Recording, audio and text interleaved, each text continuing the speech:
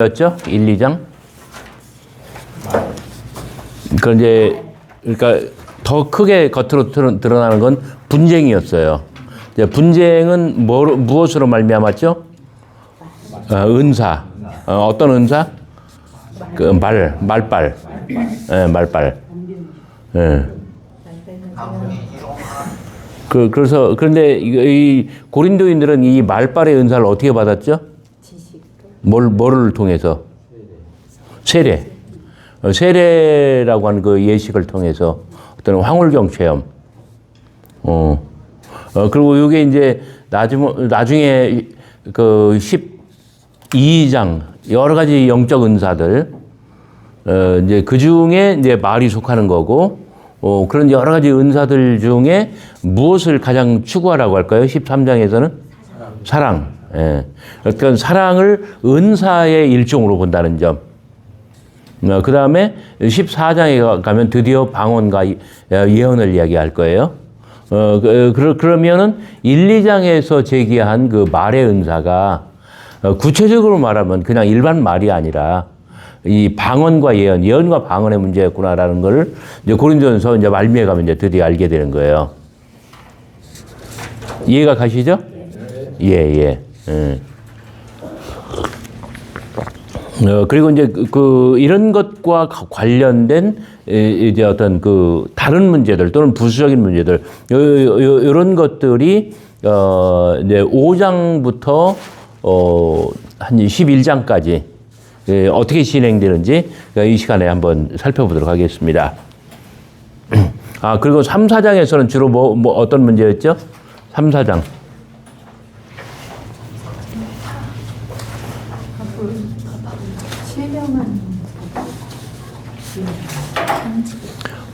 3, 4장은 이제 아볼로와 바울과 아볼로예요. 그리고 여러분들 그 자료집에 그 연두색 형광펜으로 바울과 아볼로가 계속 마크가 돼 있어야 돼요. 그래서 뭐 정원사의 비유, 건축자의 비유, 정원사의 비유, 자기는 어떻게 한 사람이래요? 씨를 심었어. 그 아볼로는 물을 주었어. 그럼 둘 중에 뭐가 더 중요한 거예요? 근데 형식 논리로는 동등하다고 하는 거지. 씨를 안 심었으면은 물을 줄 필요가 없는 거지. 그러니까 자기의 역할은 절대적인 거예요. 아볼로의 역할은 부수적인 거고. 물 안 줘도 또 하늘이 비를 내릴 수도 있고. 또 건축자의 비유에서는 어떻게 했습니까?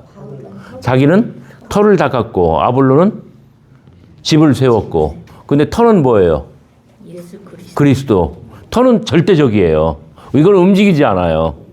이렇게, 우리가 훔쳐갈 수도 없어. 근데, 건축자는 그 위에 어떻게 집을 짓는지, 어떤, 이제, 불시험을 받게 될 거다. 그러니까 구원을 받아도 불 가운데 받게 될 거다. 그러니까 자기는 안전해. 근데 아볼로는 이렇게 끝까지 가봐야 한다, 이거야. 근데, 어떤, 굉장히, 이제 바울의, 이렇게 형식 논리는 동등성이지만은, 숨은 논리로 보면은, 바울이 야비한 것 같아요. 그러나 목회적으로 볼 때는 바울이 맞는 거예요. 왜? 바울은 교회를 개척한 사람이니까. 그리고 이런 거하고 똑같아요. 내가 담임 목회를 하고 있어. 근데 부교육자가 와가지고 담임 목사 틀렸어.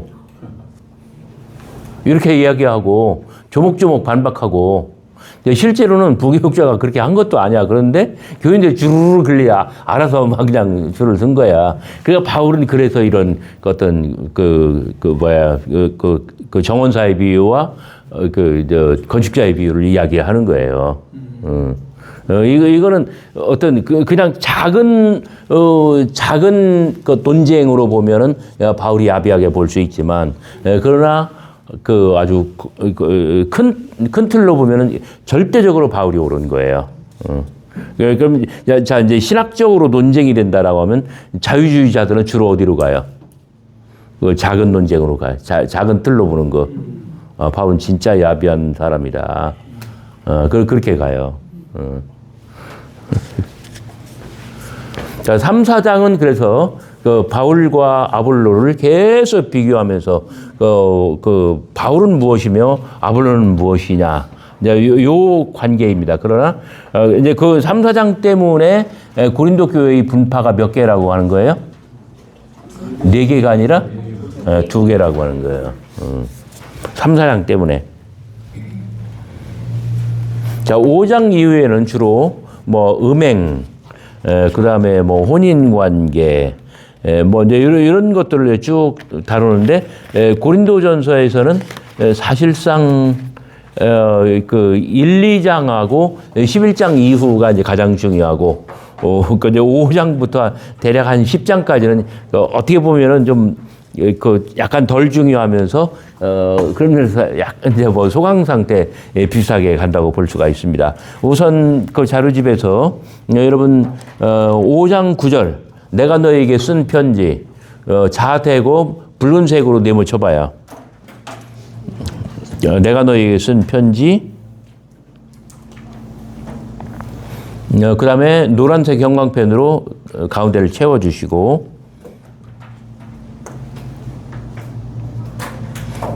자, 고린도전서 이전에 쓴 편지죠. 그래서 그 옆에다가 고린도 전전서라고 한번 써봐요. 고린도 전전서라는 말은 저만 사용하는 용어예요. 그 학계에서는 뭐 A 편지 뭐 이런 식으로 얘기를 해요. 그 대문자로 써가지고 A 편지 또는 A 서신.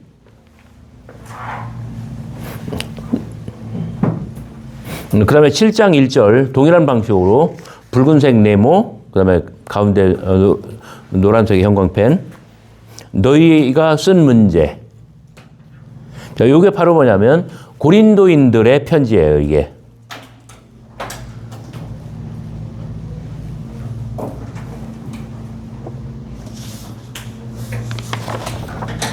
자, 고린도전서 전에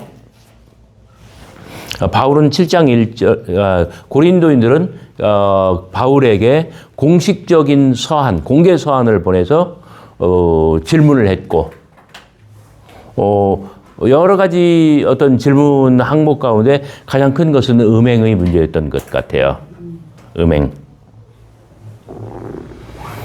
그 다음에 바울은 5장 9절, 내가 너희에게 쓴 편지에서 그 음행에 대하여 1차 답을 주었었던 것이고, 그러니까 중요한 것은 뭐냐면 고린도전서 이전에 고린도 교회와 바울 사이에 서신이 한 번씩 오고 갔다라고 하는 점, 고린도전서는 그 이후에라고 하는 점 잘 주목해 주시고요.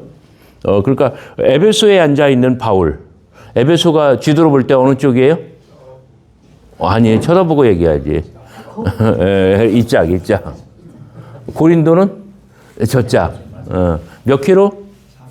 400킬로. 항해술로 얼마? 이틀 내지 닷새. 편도.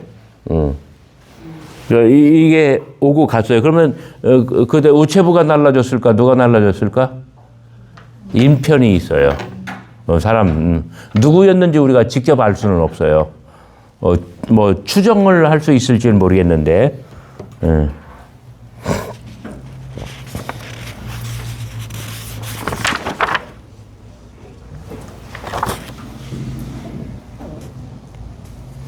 여기서 이제 어떤 우리가 바울 서신을 읽을 때, 성경을 읽을 때, 또는 그 고린도의 상황을 재구성할 때 하나의 역사적인 상상력입니다. 자, 음행이라고 하는 것은 고린도 교회의 하나의 그 현상이었는데, 이렇게 어떤 공식적인 서한의 가장 큰 주제로 드러날 정도였으면 그냥 이게 단순한, 요즘 말로 단순한 스캔들이었을까? 아니면은 어떤 신학과 관련된 문제였을까? 이렇게 물어보는 거면 답이 뭐일 것 같아요? 신학과 관련된 거였을 가능성이 커요. 그러면 그 단서가 뭐냐를 찾는 것이 그 성경을 읽을 때의 그 주안점일 것입니다. 5장 1절 너희 중에 심지어 음행이 있다 함을 들으니, 자, 이것은 그러니까 고린도 전전서, 그 이전에 공개 서한 이런 것들로 볼 때 이것은 해묵은 의제예요. 그러겠죠? 왜냐하면 고린도인들이 보낸 편지에서 요게 주제였었고 요게 질문이었으니까. 그러니까 이게 단순한 그 고린도 교회 내에 뭐 갑순이와 갑돌이 사이에 단순한 썸씽이었다고 한다면 이렇게 공개적으로 문제가 될지는 않았겠죠. 뭔가 그 사연이 있는 거예요. 뭔가 이유가 있는 거예요. 그런 음행은 이방인 중에도 없는 것이라 누가 그 아버지의 아내를 취하였다 하는도다. 아버지의 아내? 그러면 뭐예요? 어머니잖아요. 그럼 왜 어머니라고 안 했을까요? 친모가 아니니까. 그래서 계모라고 신학학자들은 생각을 하는 거예요. 그 법적인 어머니. 그리고 그 어머니는 이 남자와 나이가 비슷했을 거예요. 엄청 젊은 여자를 들인 거지. 그리하고도 너희가 오히려 교만하여서 어찌하여 통한이 여기지 않고 그 일 행한 자를 너희 중에서 쫓아내지 아니하였느냐. 그러면서 그 7절 묵은 두룩을 내어 버리라. 바로 그 위에 적은 두룩이 온 덩어리에 퍼지는 것을 알지 못하느냐. 교회를 덩어리라고 봤습니다. 어떤 덩어리? 뭐 떡 덩어리 아니면 음식 덩어리. 적은 두룩은 그 퍼집니다. 그러니까 뭐 그냥 이건 고린도전서와 직접 관련된 건 아닙니다만은 참고로 성경에서 누룩은 100% 언제나 부정적인 이미지로만 사용됩니다. 질문. 이건 아닌 것 같은데요, 뭐? 예? 천국은 마치 누룩으로 그래. 누룩의 비유. 그것도 부정적인 이미지예요. 그러니까 뭐 누룩의 비유, 겨자씨 비유, 뭐 그 특히 누가 보면서 두 개가 나란히 나오거든요. 그래서 낭만적으로 생각해요. 좋은 걸로. 근데 그렇지 않습니다. 누룩은 부패, 발효, 변조, 전염, 오염이 상징이에요. 부패, 발효, 변조, 전염, 오염. 그러니까 병균이에요. 음식으로 말하면 곰팡이예요. 세균, 곰팡이.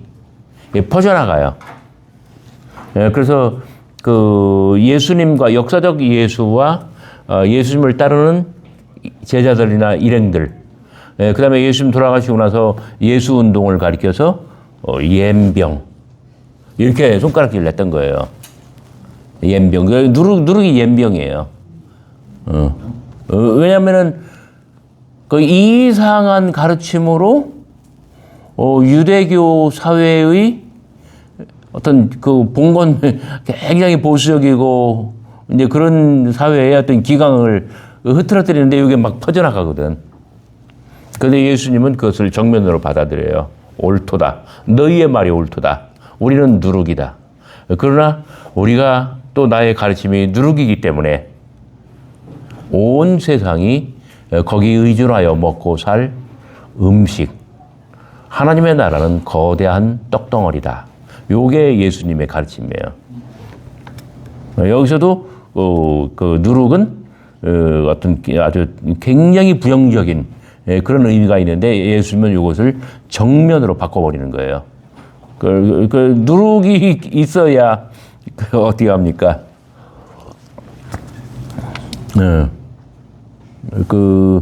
그래서 제가 어머니한테 누룩에 대해서 여쭤봤어요. 누룩을 어떻게 사용하는 거예요? 그랬더니 반죽을 하고 누룩을 섞어서 반죽을 하고 이렇게 촉촉할 때에 마르지 않게 헝겊을 이렇게 덮어둔대요. 그럼 이게 확 부풀어 오른대요. 그러면서 제 관심은 뭐냐면 역사적 예수. 예수님의 가르침은 좀 세서 죄송합니다. 바울은 지금 그 말에는 약하지만 글에는 강하다고 했잖아요. 바울은 그러니까 원고 설교를 하는 스타일이에요. 예수님은 원고가 없어요. 이건 굉장한 차이예요. 바울은 그래서 다른 예수님의 직계 제자들하고 달리 바울은 글을 남겼기 때문에 그리고 바울의 글이 엄청난 어떤 기독교의 진리를 포함하기 때문에 바울이 쓴 글들이 이제 아까 우리가 한 2주 전쯤에 봤잖아요. 그 천하만민의 복음, 그 이방인 신학 이런 것들이 기독교 어떤 교리의 가장 기본적인 주춧돌이 된 거잖아요. 글을 남겼기 때문에. 근데 예수님의 그 사역, 예수님의 스피치는 이건 원고가 없는 일종의 그 오럴 컬처, 이 구술 문화예요. 구슬이 아니라 구술, 말로 설명하는. 그래서 영어로는 오렐러티, 어떤 구술성. 구술성의 특징은 몇 가지가 있습니다. 첫째, 반복. 그 다음에 두 번째가 응용과 변용. 응용과 또는 변형이라고 해도 돼요. 좋아요. 오늘 이 마을에서 누룩의 비유를 말했으면 내일 저 마을에 가서 누룩의 비유를 또 하실 수 있어요. 이게 반복이에요. 접대는 이 마을에서 옛날에 한 안악이 있었는데 이렇게 말을 하면 저 마을에 가서 이렇게 딱 볼 때에 좀 안악이 좀 다르거든요. 그러면은 옛날에 진짜 예쁜 안악이 있었는데 이렇게 말을 할 수 있다는 거예요. 좀씩 이게 변형이 가능하다는 거예요. 왜? 원고 설교가 아니니까.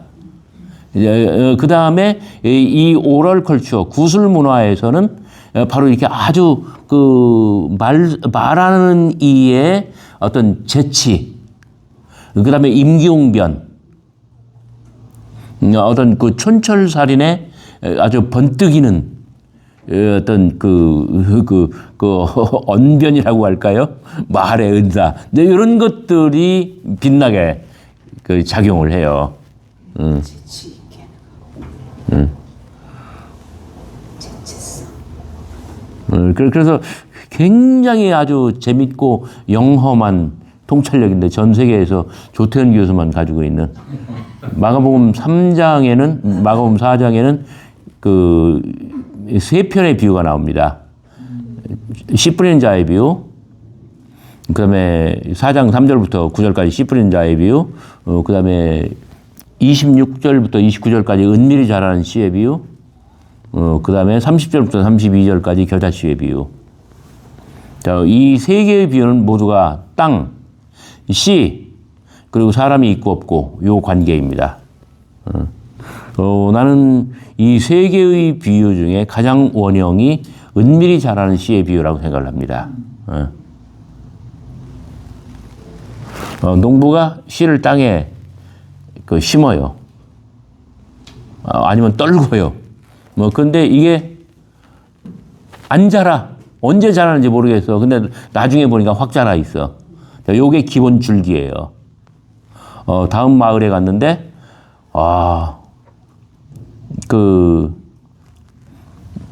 굉장히 못 살고, 못 낳고, 그리고 정말 주님께서 보시기에 측은한 사람들만 다 모여있는 동네야.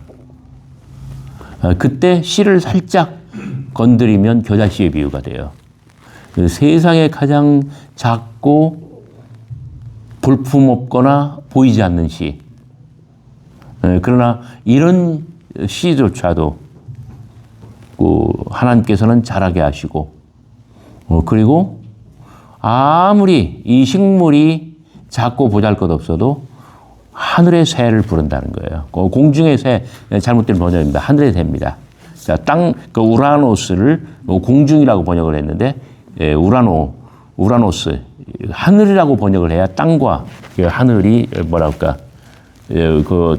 서로 대립되면서도 하나가 되는 이 작은 형편없는 씨를 통해서 하늘과 땅이 하나가 되는 그 굉장한 그 비전을 요 비유에서 보여주는 거예요.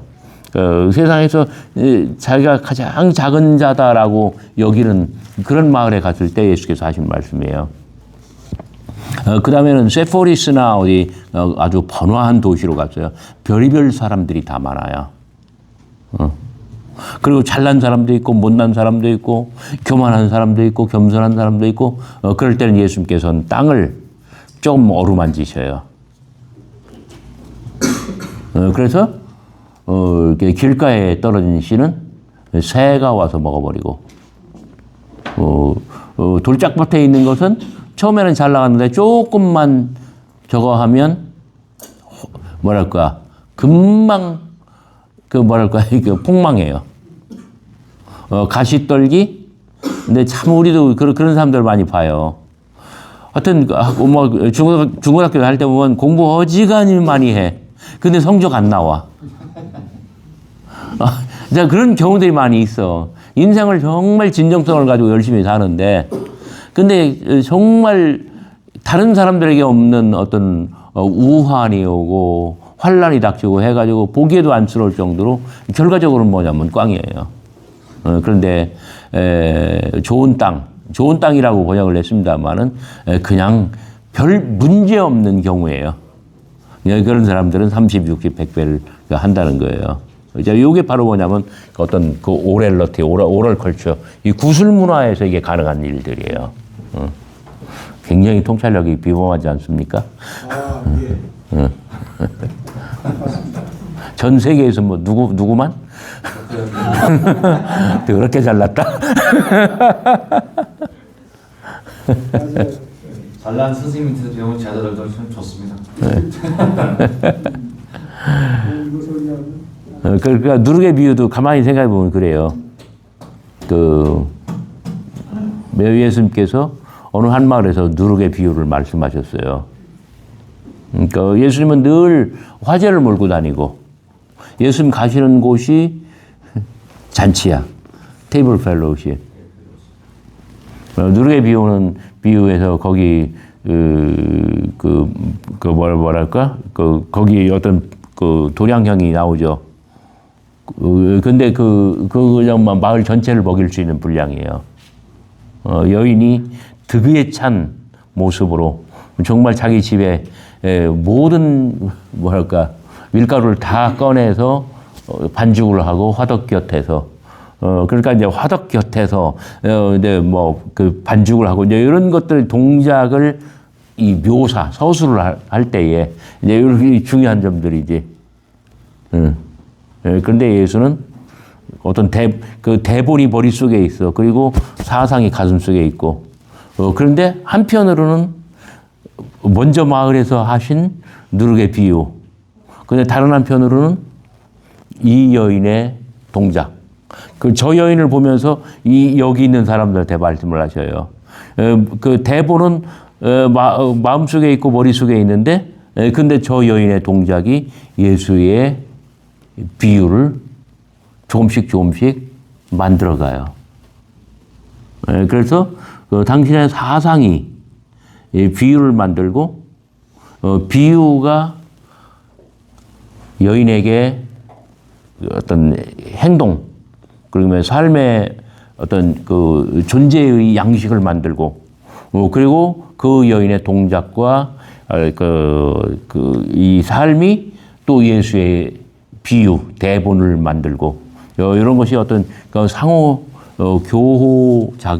교환 작용을 하는, 굉장히 그런 어떤 신비한 그런 것들을 한번 생각했어요. 그래서 제가 나중에 이제 그 비유의 기원이라고 하는 그런 논문을 이런 발상에 의해서 쓴 적이 있습니다. 자, 이제 너무 3000% 갔는데 다시 돌아오겠습니다. 바울은 교회를 뭘로 생각했다고요? 떡덩어리. 이게 왜 가능할까요? 교회는 예배와 교제의 이 공동체이기 때문에 가능한 것입니다. 역사적 예수 이후로 초대교회로 갈수록 아주 확연하게 교회는 예배와 교제의 공동체입니다. 그래서 마르다와 마리아 이야기, 헬라파와 히브리파의 이야기, 이런 것들이 다 여기서 나온 거예요. 그래서 누룩이 없는 순전함과 진실함의 떡으로 하자. 8절에서 이렇게 말을 한 겁니다.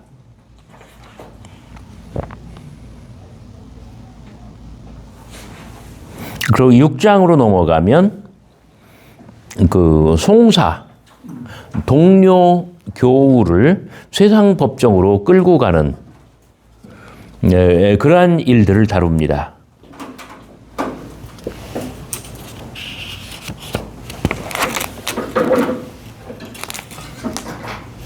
여기서는 남자들 간의 그 다툼이에요.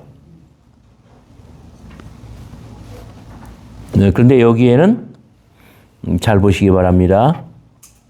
9절 음행하는 자, 간음하는 자, 탐색하는 자, 남색하는 자. 이런 것들은 다 성적인 이슈죠. 그죠? 자, 남자들 간에 이러한 일들이 벌어지고 있다는 거예요. 그래서 5장 1절 너희 중에 심지어 음행이 있다. 그런 음행은 이방인 중에서도 없는 것이라 라고 했을 때 이런 것들이 해결되는, 해당되는 거죠. 그죠? 그래서 5장 1절 음행 연한 핑크색으로 한번 덮으시고 화살표로 해서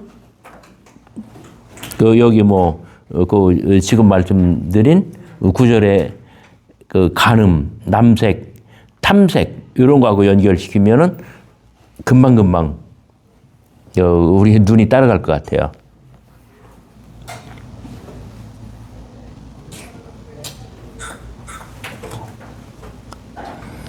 12절 모든 것이 내게 가하나. 자, 2번 반복합니다. 모든 것이 내게 가하나. 자, 이것은 고린도인들의 슬로건입니다. 10장 23절로 가면 한 번 더 이게 2번 반복해서 한 번 또 똑같이 할 거예요.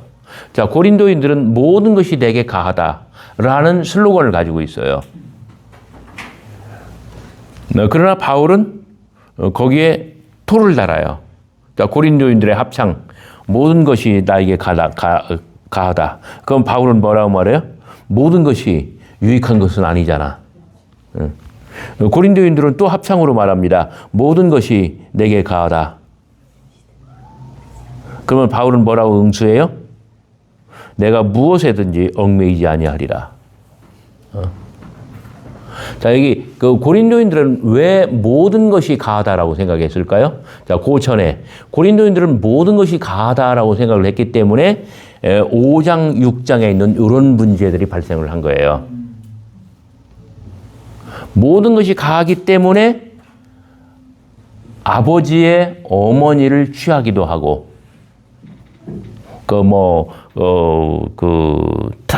간음, 탐색, 남색, 이거 해도 돼!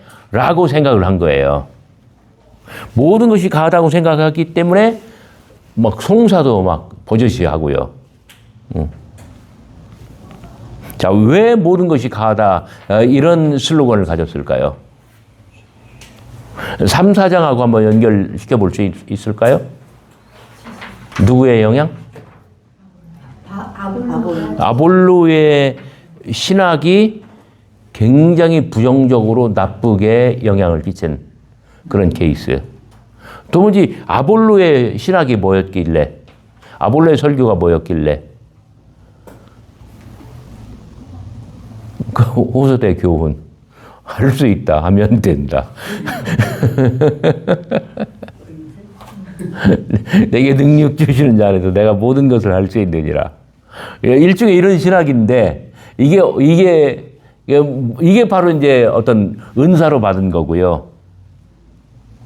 그 은사를 통해서 전에 할 수 없던 것이 이제 가능해졌어요. 이런 걸 보면서 이게 가능한 건데 결정적인 단서는 15장 부활장입니다.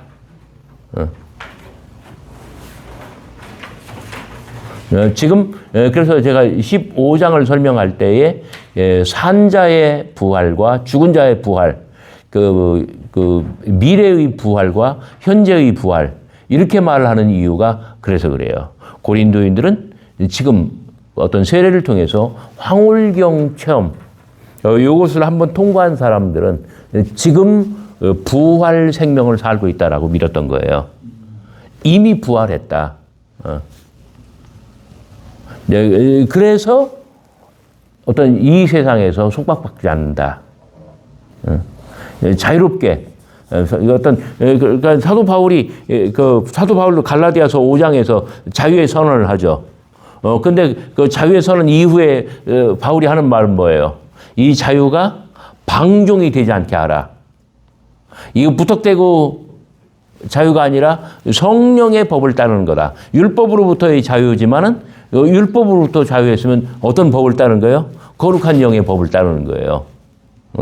그래서 어떤 율법의 이 어떤 나쁜 일들은 현저해요. 막 시기, 질투, 미움, 다툼, 막 온갖 나쁜 거 다. 네. 그러나 성령의 열매는 어떤 것들이에요? 9가지 열매. 예. 그리고 바울 같으면 그렇게 생각을 하는데, 고린도인들 같으면은, 자, 아볼로는, 굉장히 강렬하게 메시지를 전하고 떠났어요. 근데 이 메시지를 가지고 생각하는 고린도인들은 이 방종으로 간 거예요. 그래서 5장부터 이런 그 음행이나 이런 일들에 대해서 아주 소상하게 바울이 다루고 있는 것입니다. 그래서 이 모든 것이 내게 가하나 이 슬로건에 대해서 바울이 모든 것이 유혹한 것은 아니요. 너희들은 모든 것이 내게 가하다 라고 말을 했지만 그러나 모든 것에 다 얽매이지 않을 것이다. 그러면서 음식은 배를 위해, 배는 음식을 위해. 그러나 결국은 다 패할 거다. 그 다음에 몸은 음란을 위해 있지 않고 주를 위해 있으며 주는 몸을 위해 계시다. 이제 막 굉장히 막 아주 현란한 말장난 같은 이야기를 해요. 그러나 몸 사상은 여기서부터 출발합니다. 네, 그래서 그 몸 얘기하다가 14절, 15절 지체로 나오잖아요. 너희의 몸이 그리스도의 지체인 줄 알지 못하느냐. 자, 몸은 하나예요. 그러나 지체는 많죠. 여기서 one and many, 하나와 그 다수.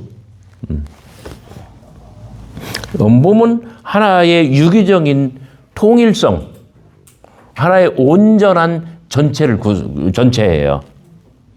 그러나 이 온전한 전체를 구성하는 지체는 굉장히 많아요. 하여튼 잘났든 못났든 모든 지체들이 합하여 하나의 교회, 고린도 교회 공동체를 구성할 거예요. 마찬가지로 모든 지체들과 모든 교회들이 합하여 그리스도의 온전한 몸을 이루게 될 거예요.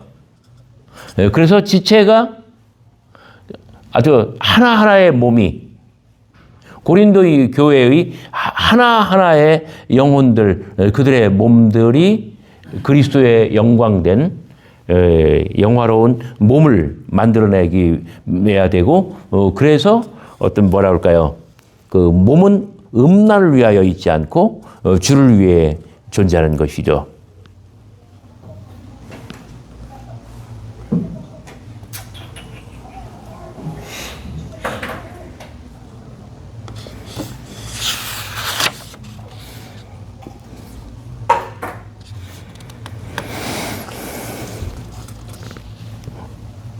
어, 12절 이후에 특히 15절,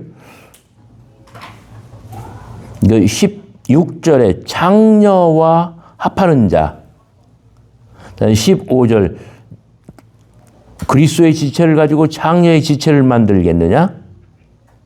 자, 요거는 그러면은 남자에게 하는 말이에요, 여자에게 하는 말이에요? 남자에게 하는 말이죠. 네, 맞습니다.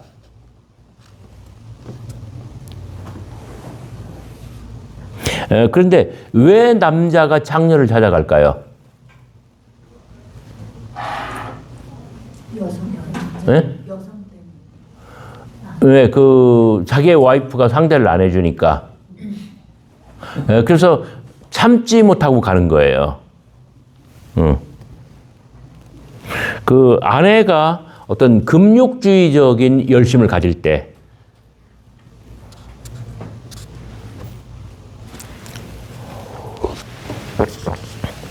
요걸 유추하는 것은 굉장히 어려운 작업입니다. 가장 직전에 올린 그 동영상이 그 방언과 여성이었죠. 방언의 은사와 여성. 그러니까 지금 한번 확인해 볼까요? 그 14장 말미.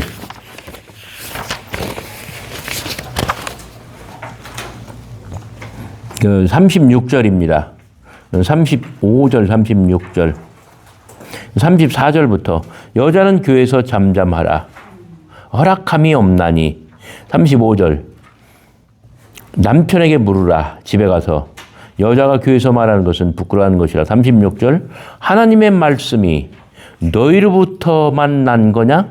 너희에게만 임한 거냐? 자, 요게 아주 고린도전서 전체를 해석하는 어마어마한 열쇠입니다. 그 고린도전서는 사도 바울의 일생에 최초의 굉장히 긴 편지예요. 그 앞서는 어떤 편지들을 썼어요? 몇 개 안 썼어. 그래서 우리가 다 알아. 데살로니가전서 썼고, 그 다음에 갈라디아서 썼고, 근데 다 5장, 6장이에요. 근데 고린도전서는 진짜 깨알 같은 글씨로, 그 한 장당 평균 절수도 많아. 근데 16장까지가 이 긴 이야기를 하는데 그만큼 바울에게는 중요하고 또 어려운 문제고 아주 굉장히 심각한 주제예요. 그런데 이게 거의 마지막에 가가지고 그 바울이 진짜 하고 싶은 말이 거기서 터져 나온 거예요. 너희 누구예요? 여성들. 자, 그러면 여기 어떤 창녀에게 가는 남자. 그러니까 자기의 아내들이 말씀에 사로잡혀서 일체의 부부 생활, 성관계를 하질 않아요. 그러니까 정말 이 사람들은 뭐 어떤 그 살아있는 그 영, 그 부활의 영, 막 이게 막 가득한 거야.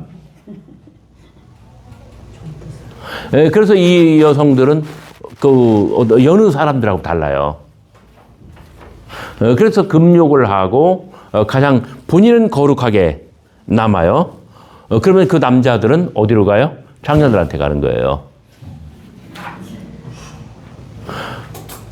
그런데 그 남자들은 또 어떤 슬로건을 가지고 있다고요? 모든 것이 내게 가하다.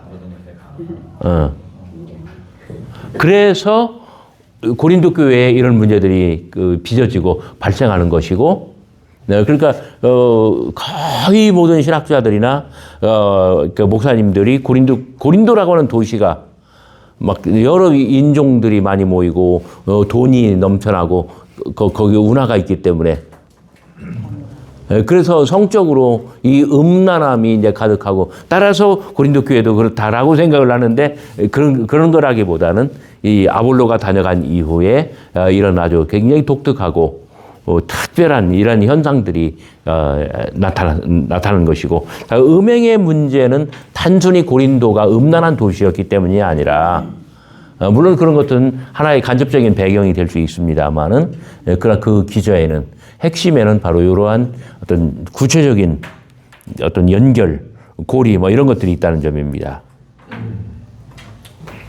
자, 7장으로 넘어가면 이 독신과 혼인의 문제를 다룹니다. 결혼과 가정생활.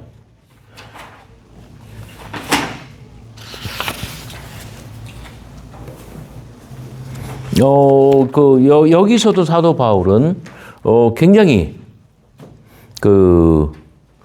아주 남자와 여자 사이에 어떤 굉장히 공정한 형식 논리상의 어떤 공정성을 취합니다.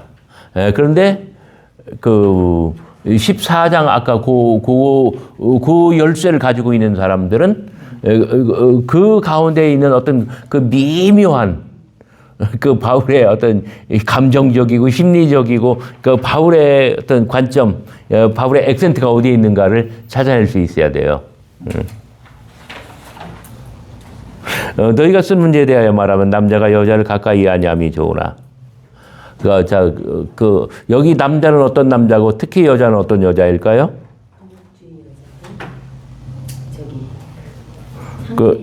2절. 음행을 피하기 위하여 남자마다 자기 아내를 두고 여자마다 자기 남편을 두라. 왜 이렇게 말할까요? 그러니까 7장하고 연결해서 생각하면 창녀에게 가지 말고 창녀에게 가지 않으려면 어떻게 해야 돼요? 남자와 여자가 정상적인 부부 생활을 해야 돼요. 그럼 고린도 교회에 있는 그 여왕벌 같은 사람은 어떻게 해야 돼요? 정상적인 아내로, 정상적인 아내. 사실은 바울이 굉장히 야비한 것 같지만 이게 행복의 지름길이에요.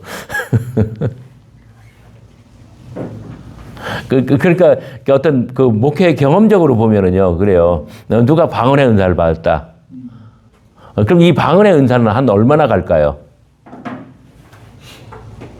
어떤 이 방언의 은사를 가지고 막 어떤 굉장한 그 뭐를 누려 이 여자든 남자든 이런 효력이 한 얼마나 가는 것 같아요? 한 달. 어? 아니, 한 달은 더 가지. 홍보 기간만 하더라도. 석 달.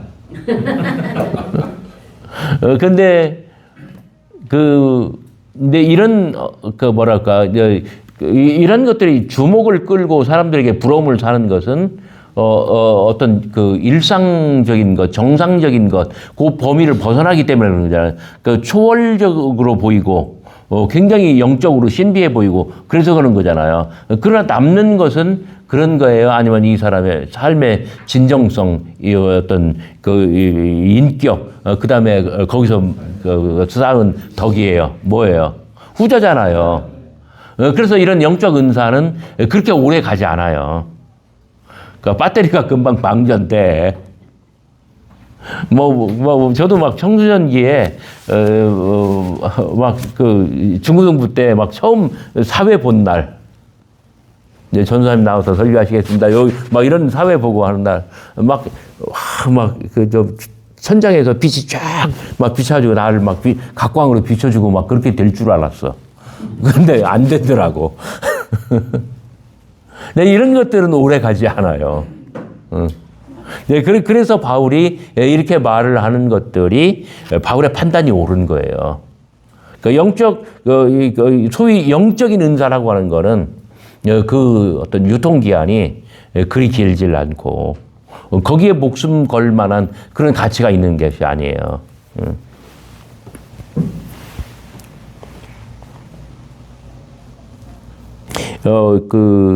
5절 서로 분방하지 말라. 다시 합하라. 7절 나는 모든 사람이 나와 같기를 원하노라. 그 다음에 9절 끝에 결혼하는 것이 나으니라. 그 다음에 12절 버리지 말라. 13절 버리지 말라. 바울의 일관된 메시지는 어떤 가정으로 돌아가라는 겁니다. 가정으로 돌아가라. 정상적인 그 가정 생활을 해라.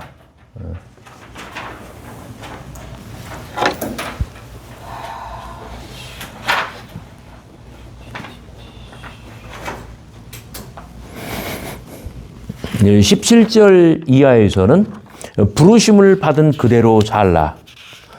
부르심을 받은 그대로 행하라. 이런 말들을 계속하고 있습니다.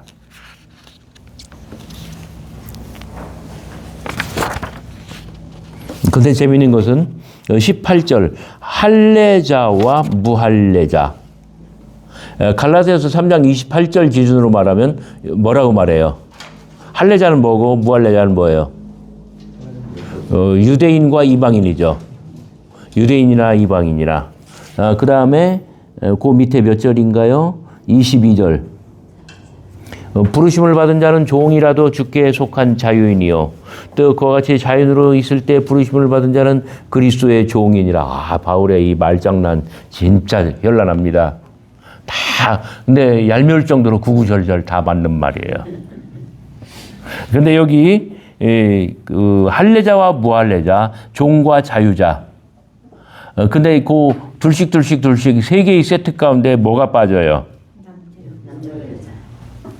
남자와 여자는 빠져요. 여자로 부르심을 받았느냐 여자로 살고, 남자로 부르심을 받느냐 남자로 살고. 자, 요 말은 이것도 갈라디아서 3장 28절로 말하면 이것도 형식 논리상 들어와야 되는데 왜 빠뜨릴까? 첫째는 남자가 여자가 될 수 없고 여자가 남자 될 수 없기 때문에 아마 요즘 같으면 바울이 했을지도 몰라요. 그 동성애, 동성혼 이런 그 민감한 주제니까. 그런데 다른 곳에서도 1번, 2번, 3번 세 개의 세트 가운데 남자와 여자는 또 빠뜨릴 거예요.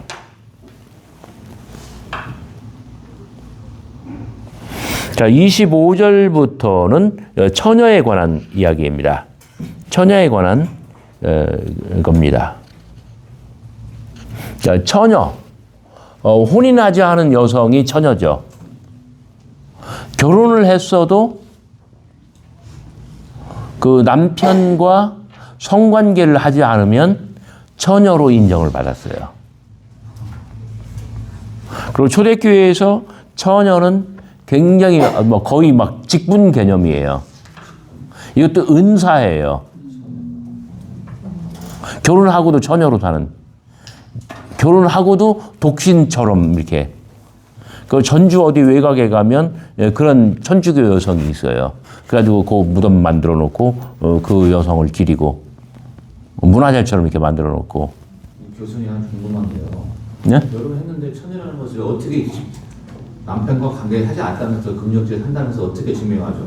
그래서 그 여자에게 처녀라는 칭호를 붙일 수가 있죠? 이렇게 막 법적으로 막 수사하고 그러는 거 그렇게 증명하는 건 아니고요. 그러니까 이거는 공동체 안에서 그런 인정을 받는 거죠. 그러니까 끝까지 분방하고 나는 이렇게 예를 들어 이런 생각이 옳다 그르다 좋다 나쁘다 이런 판단 말고 나는 혼인을 했어도 나는 그리스도의 신부입니다. 이걸 위해서 남편과 성관계를 하지 않고 이제 그걸 남편이 또 받아들이고 인정을 해주고 그래서 자기의 정절을 지키는 거예요. 자, 그러면 14장에 있는 그러한 여성들, 그 아주 특별한 부르심과, 자, 지금 그 흐름이 뭐예요? 부르심을 받은 그대로 살라라고 하는 거잖아요. 그런데 나는 아주 특별한 부르심을 받아서 나는 성적으로 처녀성을 지키며 그 일체의 어떤 성관계를 하지 않고 이렇게 사는 사람들의 남자가 이제 장녀에게 가는 거고.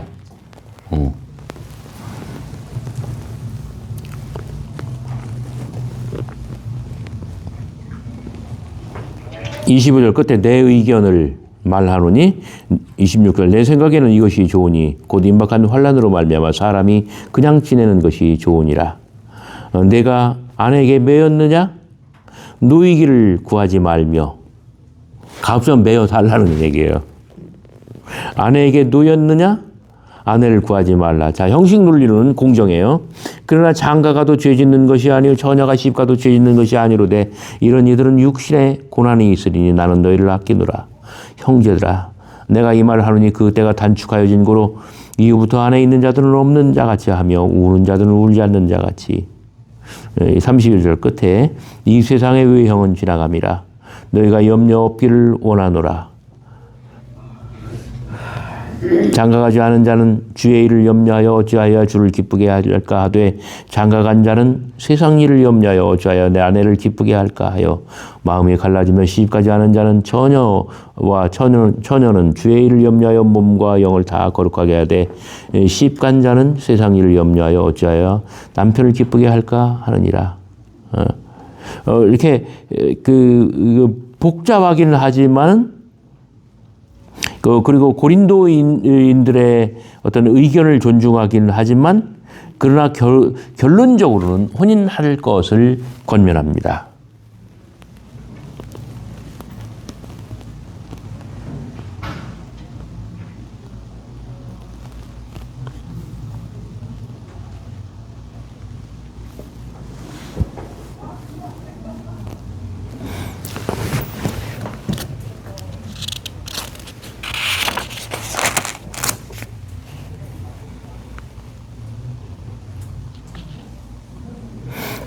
특히 25절 처녀에 대하여는 이렇게 하는 걸로 봐서 고린도인들의 그 공식 서한에는 처녀에 관한 질문, 그 음행에 관한 질문과 더불어 처녀에 관한 질문도 있었다고 봐요. 고린도인들은 처녀에 대해서 물었어요. 그러니까 음행에 관해서는 주로 남자들에 대한 질문이었고, 처녀에 관해서, 이건 여성에 관한 질문이었는데, 바울은 처녀에 대한 질문을 답할 때 남자들의 관점으로 답을 하고 있습니다.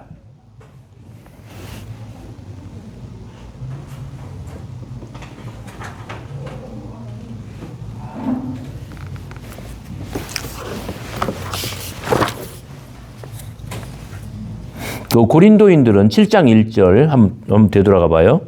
고린도인들은 남자가 여자를 가까이 아니함이 좋다라고 여기고 있어요.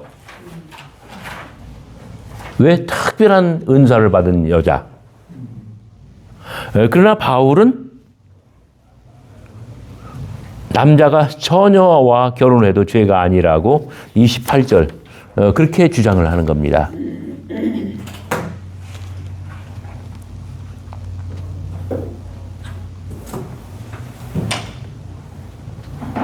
이렇게 공정하게 그 모든 선택이 다 옳아라고 말을 하는 것 같지만 바울의 어떤 강조점은 결혼을 하는 것. 처녀도 남자와 결혼하고 남자도 처녀와 결혼하고.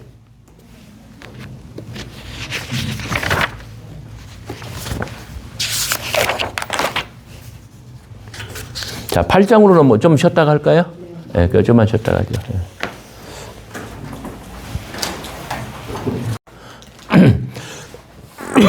우상 제물을 다루고 11장으로 넘어가면은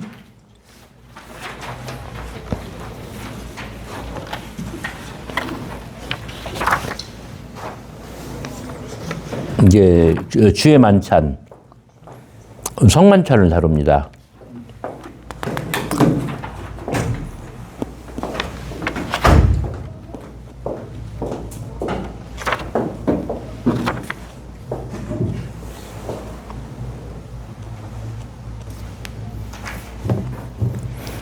그런데 그 8, 9, 10장,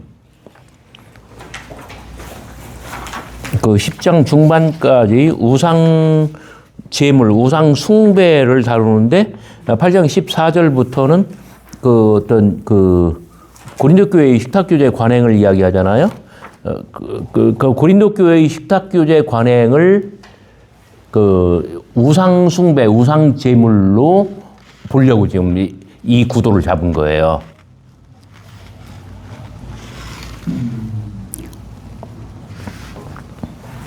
그 8장 1절 우상제물에 대하여는 우리가 다 지식 있는 줄로 아나.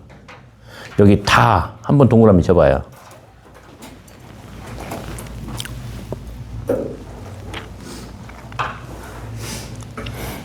지식은 교만하게 하며 사랑은 덕을 세우나니.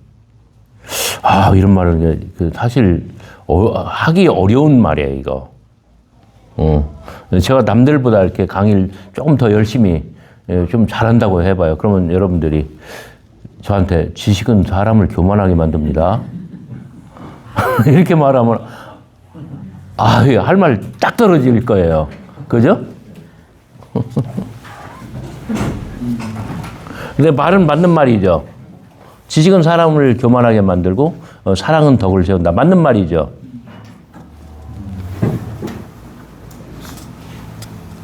그런데 물론 여기서 지식은 자 그러면 무엇과 연상돼요? 고린도 교회의 상황으로 볼 때.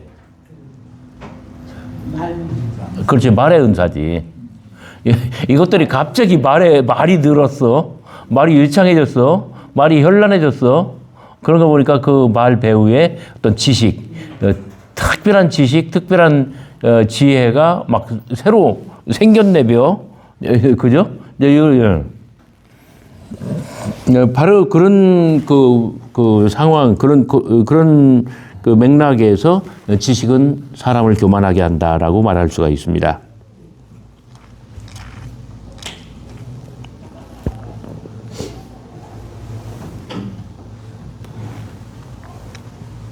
중요한 구절이 4절입니다.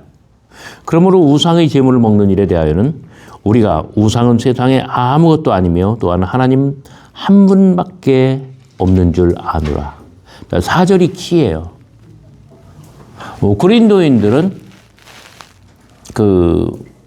바울 자신도나 아볼로나 아마 이 점에서는 같은 의견일 거예요. 세상에 하나님은 한 분밖에 안 계신다. 그런데 요거를 이제 한 걸음 더 밀고 나가는 거예요. 뭐예요? 세상에는 하나님 한 분만 계시니 세상에 우상은 없어. 하나님 한 분만 계시니. 그러니까 남들이 우상 제물이라고 하는 거, 그걸 먹어도 되는 거야. 이거 헛거야. 이름뿐이야. 그러니까 모든 것이 가나. 요게 성립이 되는 거죠. 이해가 되시나요? 네. 그냥 막 빨리빨리 막 읽으면 이제 이런 게 안 보이는데. 네.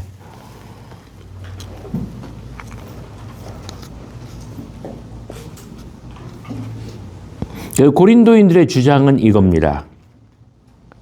세상에 하나님은 한 분뿐이시라. 그러므로 우상은 존재하지 않는다. 이걸 알기 때문에 이게 또 지식이야. 이런 걸 알기 때문에. 그래서 또 자유로운 거예요. 그러니까 어떤 말에도 행동에도 거침이 없고.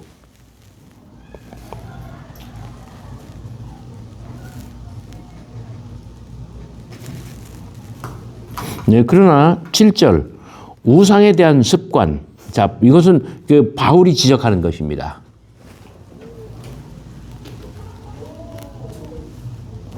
어떤 습관이라는 게 있어요. 그래서 사람들은 걸려 넘어져요. 9절 그런즉 너의 자유가 믿음이 약한 자들에게 걸려 넘어지게 하는 것이 되지 않도록 조심하라.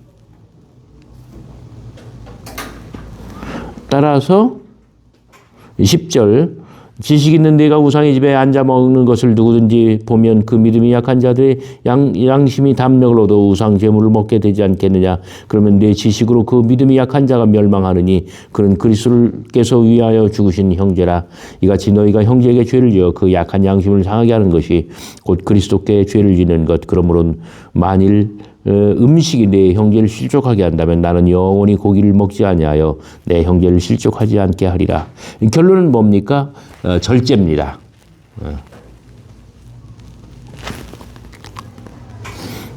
그대들은 자유를 주장하지만 그러나 이 자유가 형제를 걸려 넘어지게 한다면 그 형제는 누구라고요?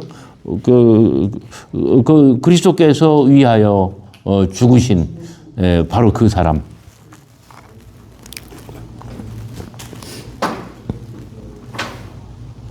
고린도인들의 지식은 뭐라고요? 그 중에 하나는 4절.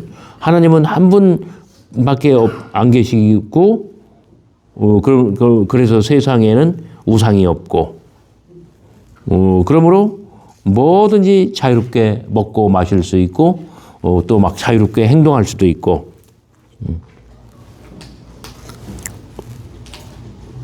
9장으로 넘어갑니다.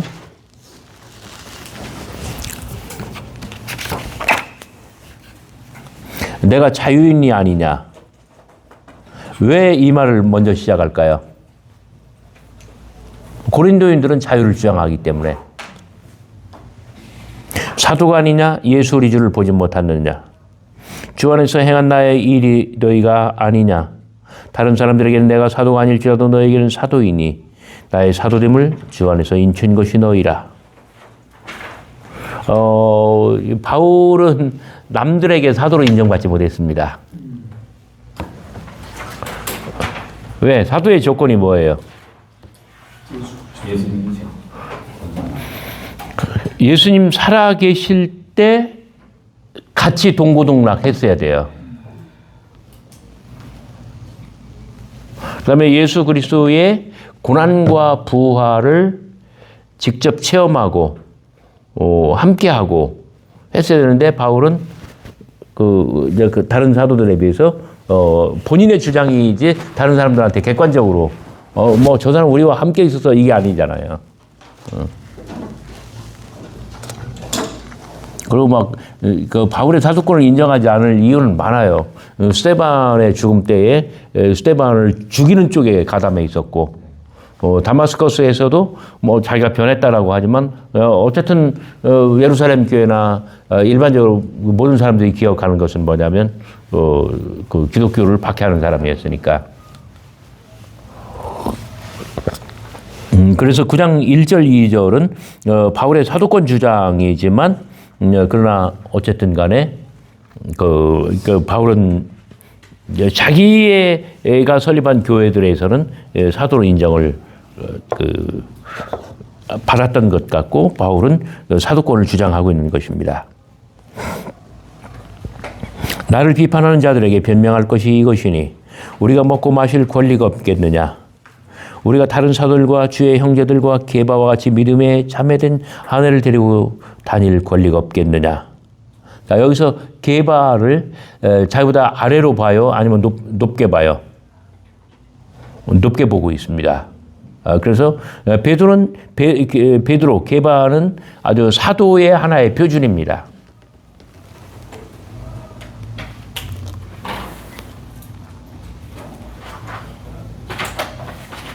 어찌 나와 바나바만 일하지 아니할 권리가 없겠느냐. 그 바울의 자비량 선교는 아마 바나바한테 배운 거 아닌가 싶어요. 안디옥교에서 한 11년 이렇게 있었으니까. 그러면서 바울은 지금 6가지 어떤 현상을 이야기합니다. 한번 마크해 봅시다. 7절 누가 자기 비용으로 군복무를 하겠느냐. 검정색으로 또는 파란색으로 밑줄 긋고 군복무 동그라미 1번. 누가 포도를 심고 그 열매를 먹지 않겠느냐. 포도를 심고 동그라미 2번.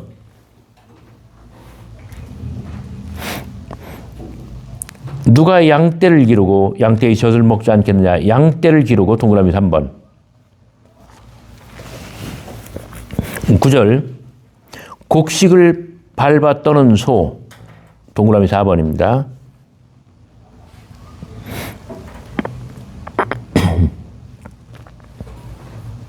13절 성전의 일을 하는 이들 동그라미 5번입니다. 14절 복음 전하는 자들 동그라미 6번입니다. 바울은 단지 여러 가지 일들, 여러 가지 경우들을 이야기해요.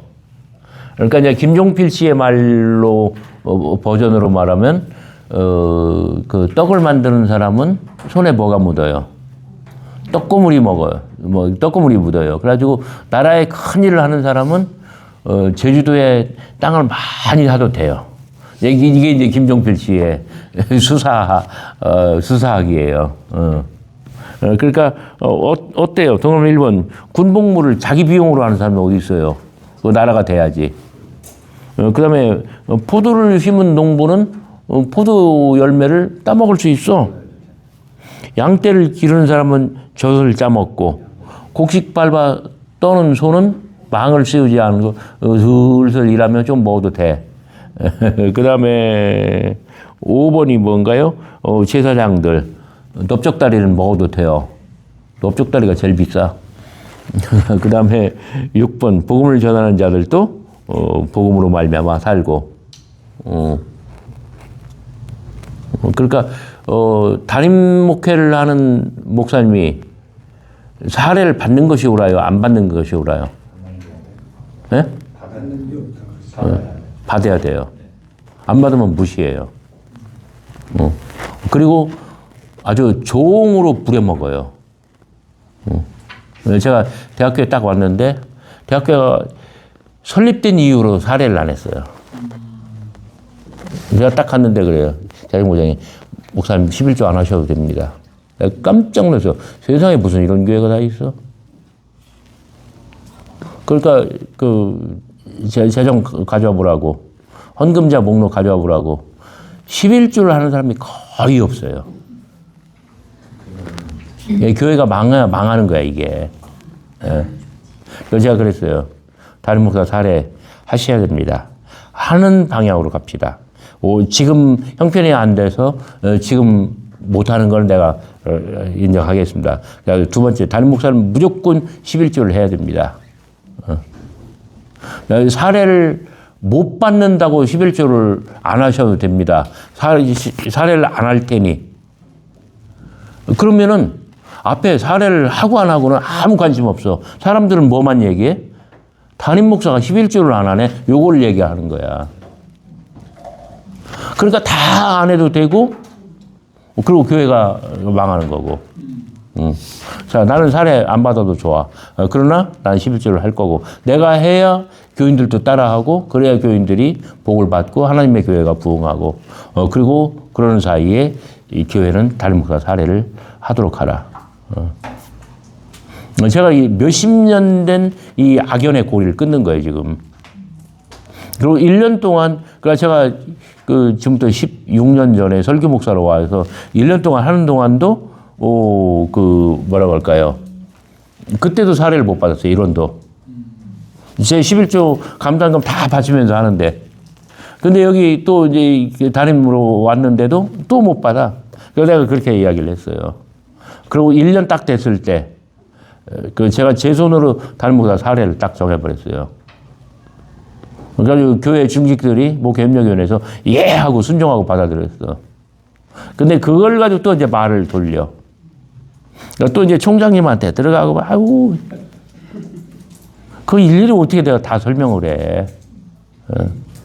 근데 이제, 뭐랄까요. 이 프로는 그걸 알아요. 그걸 모르면 이건 아마야. 아마일 거야.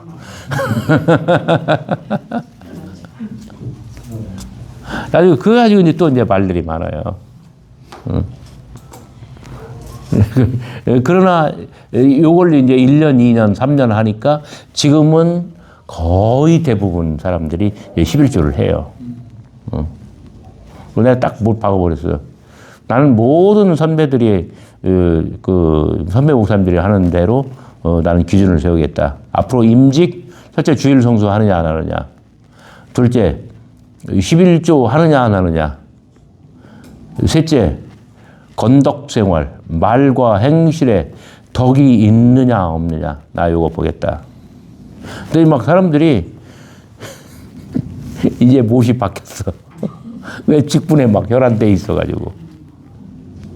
그러니까 이제 어쨌든 간에 교회의 질서가 잡히는 거예요. 내가 흔들리면 안 돼. 근데 이제 지금 바울이 어떤 사례를 안 받고 일하는 거는 굉장히 어떻게 보면은 바울은 정말 뭘까 산심이 없는 사람이고 이걸로 돈 벌려고 안 하는 것 같고 그래서 높이 평가할 수도 있지만 그러나 또 그 이면에는 또 다른 어떤 현상들이 생길 수가 있다는 거예요. 근데 아무튼 바울은 이 6가지 어떤 사례를 제시하면서 누구나 다 최소한의 권리는 누릴 수 있다. 근데 본인은 누리지 않는다는 거예요, 지금. 그래서 18절 끝에 값없이 전하고 복음으로 말미암아 내게 있는 권리를 다 쓰지 아니하는 이것이로다. 그러니까 바울은 권리를 사용하지 않았어요. 그래서 이 부분은 어떤 우상 제물과 권리의 사용 문제예요.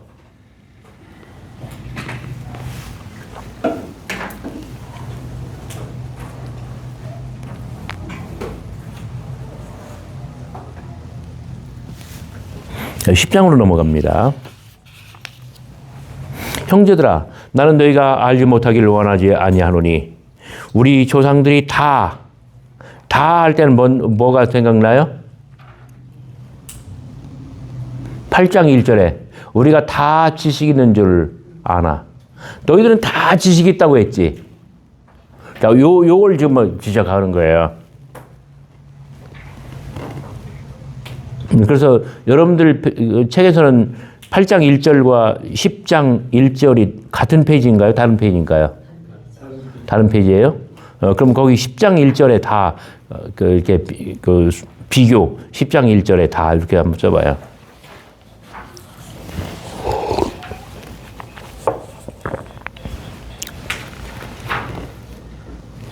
우리말 번역에서 빠뜨렸습니다. 다 구름 아래 있고 다 바다 가운데 있어. 그러니까 바다 앞에 다가 들어가야 돼요. 그다음에 2절 모세에게 속하여 다 구름과 바다에서 세례를 받았고 다 같은 신령한 음식을 먹었고 다 같은 신령한 음식을 마셨으니 그러니까 10장 1, 2, 3절에서 다가 몇 번 나와요? 저 바다 앞에 하나 또 있다니까? 5번이 나와요. 자, 판테스 5번이 나옵니다. 자, 8장 1절에서도 동일하게 판테스 다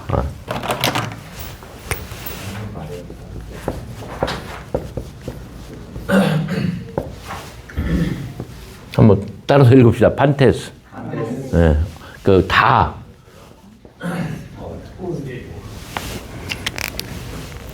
알다. 그러니까 출애굽의 조상들은 모두가 다 이 5가지의 은혜를 받았습니다.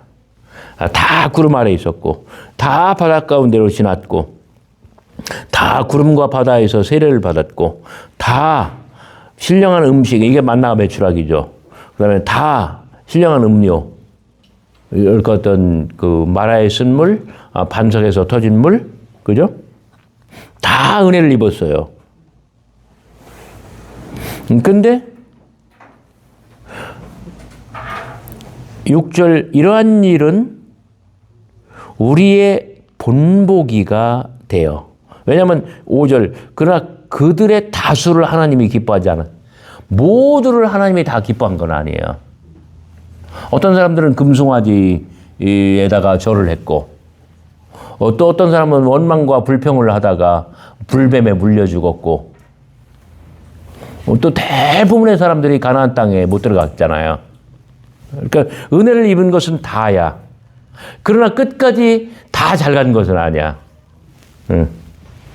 5절 그들의 다수를 하나님이 기뻐하지 아니하셨으므로 그들이 광야에서 멸망을 받았느니라. 자, 멸망을 받은 것이 본보기예요. 자, 본보기. 그 6절 본보기 꺾개괄호로 한번 묶어봐요. 그 다음에 11절 또 본보기.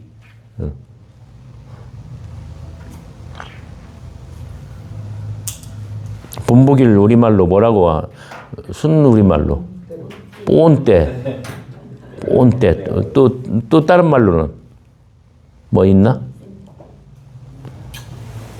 그 뽐때라는 말이에요. 그러니까 뽐때라고 적으세요.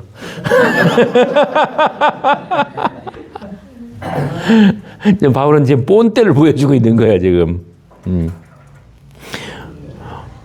우리로 하여금 그들이 악을 즐겨한 것 같이 즐겨하는 자가 되지 않게 하려 함이니 그들 가운데 어떤 사람들, 자 괄호를 묶어봐요. 그들 가운데 어떤 사람들. 그 다음에 우상숭배 그 지렁이 밑줄. 8절 그들 중에 어떤 사람들 괄호 지렁이 밑줄 음행하다가 9절 그들 가운데 어떤 사람들 괄호 그 다음에 지렁이 밑줄 줄을 시험하다가 10절 그들 가운데 어떤 사람들 지렁이 밑줄 원망하다가 그래서 이 모두가 다 뽐때가 된다.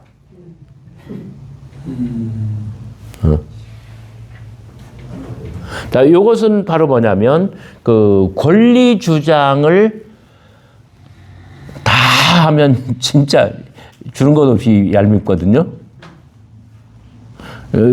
나는 그러니까 그 6가지 뭐예요? 군복무, 포도 곡식, 그다음에 그 제사장 복음 전하는 자, 그다음에 양치기. 누구나 다 최소한의 권리는 있어. 그러나 나는 그것조차도 나는 절제했어. 자, 요 논리예요. 그리고 출애굽의 조상들은 다 은혜를 입었지만, 그러나 뭐뭐뭐뭐 하는 사람들 지렁이 밑줄. 이런 사람들은 다 중간에 낙마하고 말았어요.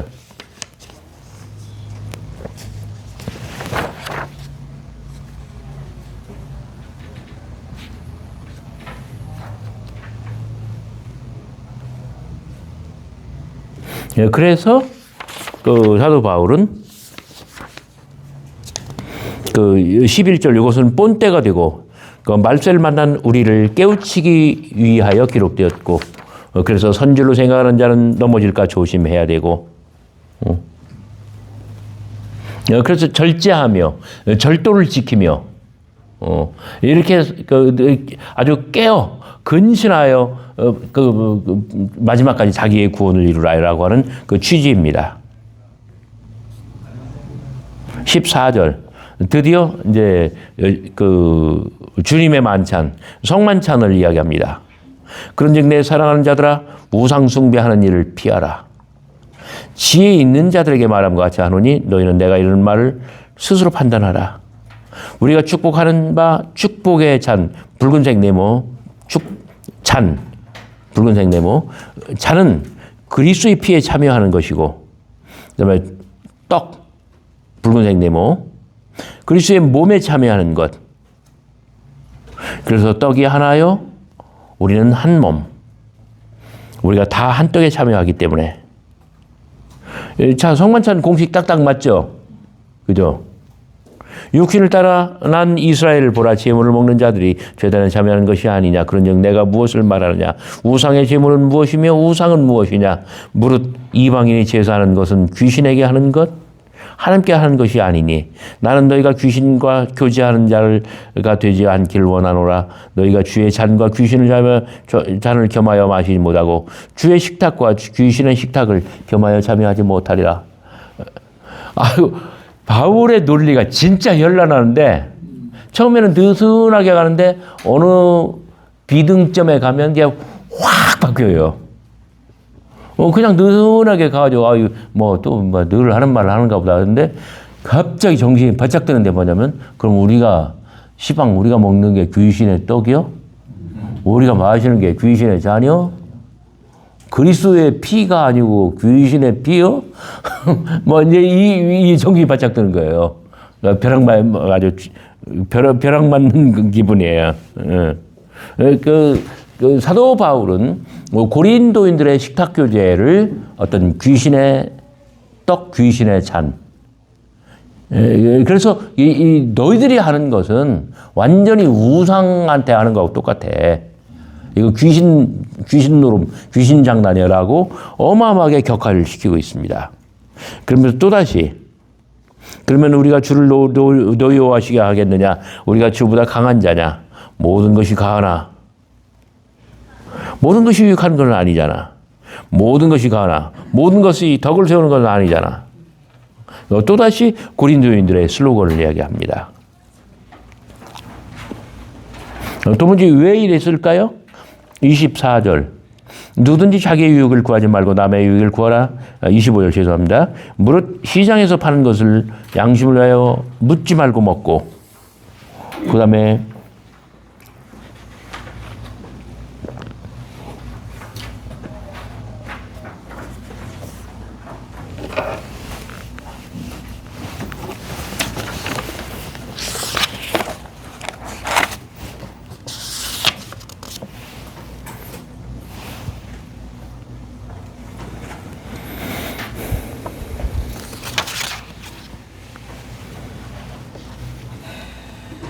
네, 11장을 2절로 넘어갑니다.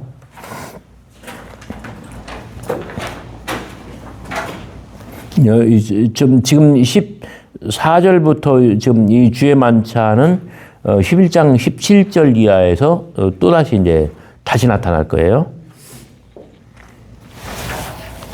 그 11장 2절부터 16절까지 너희가 모든 일에 나를 기억하고 또 내가 너희에게 전하여 준 대로 전통을 너희가 지킴으로 너희를 칭찬하노라. 그러나 나는 너희가 알기를 원하노니 남자의 머리는 누구? 여자의 머리는? 그리스도의 머리는? 그래서 제가 이것을 삼중의 머리라고 표현을 했습니다. 지금 순서를 사도 바울이 약간 이렇게 오락가락 했는데, 여자의 머리는 남자, 남자의 머리는 그리스도, 그리스도의 머리는 하나님. 이와 같이 영광도 마찬가지예요. 여자의 영광은 남자, 남자의 영광은 그리스도, 그리스도의 영광은 그 하나님.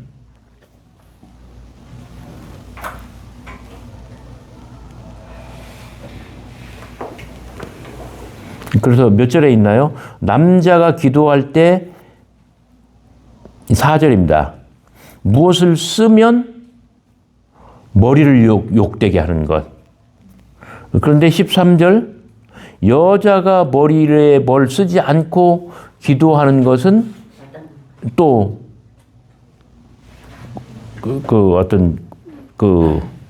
욕보이는 것.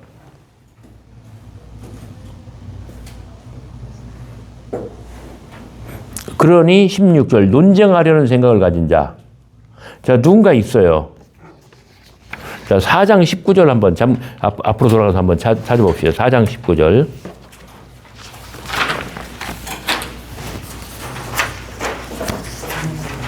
거기는 뭐라고 나와 있나요? 교만한 자들. 그러니까 우리는 그냥 이렇게 읽지만 바울은 고린도 교인 가운데 누군가 그 사람의 용모, 그 사람의 이름, 고유명사 생각하면서 이걸 쓸 거예요.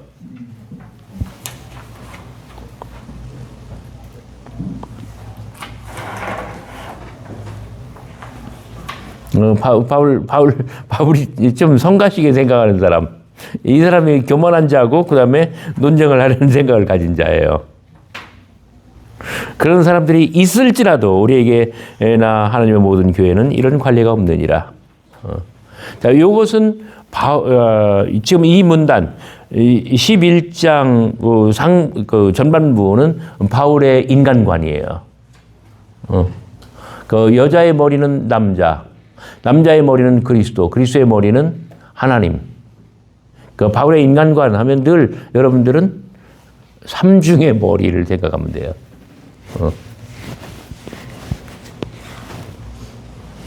자, 왜 바울은 이런 말을 할까요?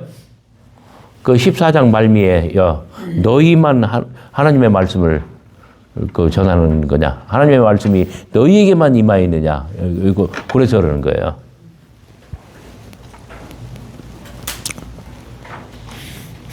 그 17절, 내가 명하는 이 일에 너희를 칭찬하지 아니하나니 이는 너희의 모임이 유익이 못되고 도리어 해로움이라. 먼저 너희가 교회에 모일 때 너희 중에 분쟁이 있다. 19절, 너희 중에 파당이 있어야. 자, 분쟁과 파당. 자, 1장과 2, 3장, 3, 4장 주제로 다시 돌아갔죠. 그죠? 자, 1, 2장에서 또 3, 4장에서는 말하지 않았지만 1, 2장에서 어떤 분쟁의 원인은 뭐였어요? 은사였죠. 세례와 은사. 어떤 그 말빨 뒤에 있는 지혜와 지식. 그런데 이 분쟁과 파당의 주제가 다시 돌아왔는데 20절, 그런즉 너희가 함께 모여 주의 만찬을 먹을 수 없으니 먹을 때 각각 자기 만찬을 먼저 갖다 먹음으로, 밑줄 그어봐요. 먼저 갖다 먹음으로. 어떤 사람은 시장하고 어떤 사람은 취함이라. 너희가 먹고 마실 집이 없느냐? 너희가 하나님의 교회를 업신여기고 빈궁한 자들을 부끄럽게 하느냐? 내가 너희에게 무슨 말을 하랴? 칭찬하랴? 칭찬하지 않노라. 자, 상황은, 고린도 교회 안에서 상황은 어땠을까요? 가이오를 소개할 때 옛날 성경에는 온 교회의 식주인이라고 번역을 했어요. 개역 한글. 지금은 뭐라고 했나 모르겠는데 가이오는 아주 굉장히 큰 대저택을 가지고 있었고 그리고 여러 그 가문, 문중에 있는 어떤 그 공동체들을 다 초대해서 다 먹이고도 끄떡이 없는 그런 부유한 그 사람이었어요. 근데 뭐 이제 꼭 가요의 집일 수도 있고 아니면 예, 그리스보, 죄송합니다. 에라스도는 고린도라고 하는 이 도시 국가에서 재무부 장관이에요. 이런 부잣집이든 아니면 뭐 스테파나의 집이든 회당장 그리스보의 집이든 아니면 글로에의 집이든 그 주인 아마 제가 지금 말하는 사람들은 아닐 가능성이 커요. 지금 말하는 사람들은 대부분 바울파기 때문에.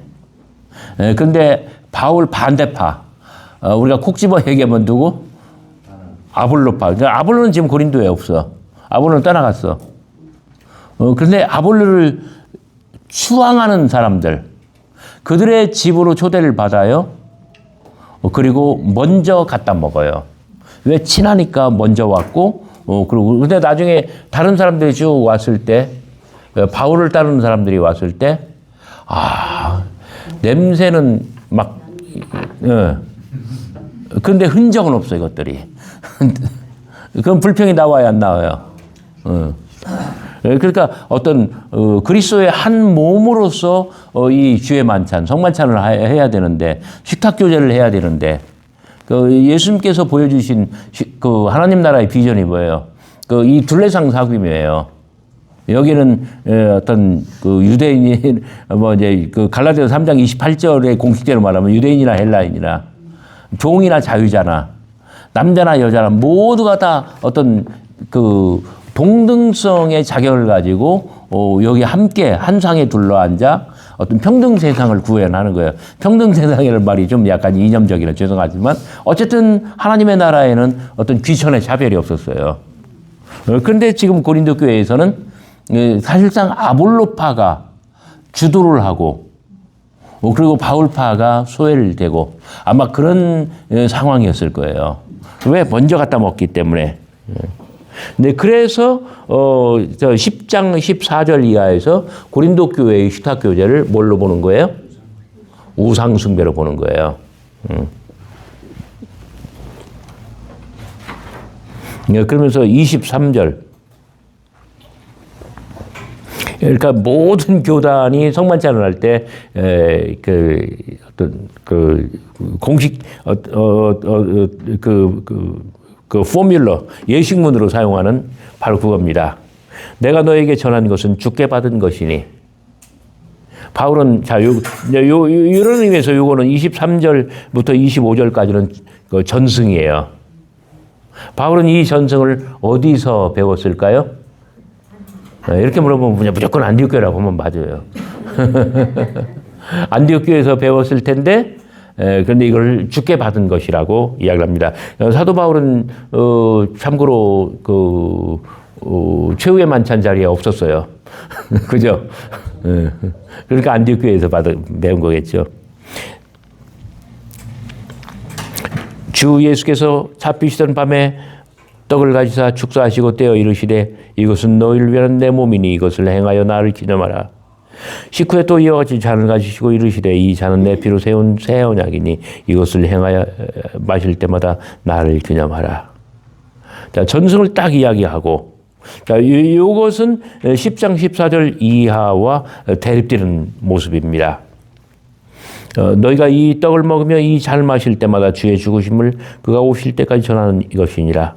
그러므로 누구든지 주의 떡이나 잔을 합당하지 않게 먹고 마시는 자는 몸과 피에 죄를 짓는 것 자기를 살피고 그 후에야 이 떡을 먹고 잔을 마실지니. 그러면서 33절 내 형제들아 먹으러 모일 때 서로 기다리라. 요 말은 먼저 갖다 먹는 것 몇 절에 있었나요? 21절. 네, 21절하고 대립되는 겁니다. 그 선으로 자대고 딱 해서 그 화살표를 서로 반대로 만들어 봐요.